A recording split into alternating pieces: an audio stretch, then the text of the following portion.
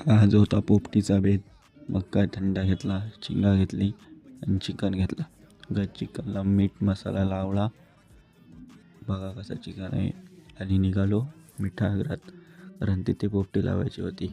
मग आलो. हा आमचा साहिल व्हिडिओ काढत होता आणि हा चेतन. हर्षल पोपटी भरत होता. बघा कसा दाबून चिकन भरते एकदम.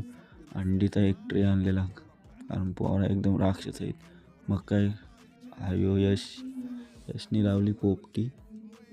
डबा ठेवला आणि त्याच्यावर लावलेला पेंडा टाकून आग लावली ना. मग काय मस्त करायला लागलो थोडा मी.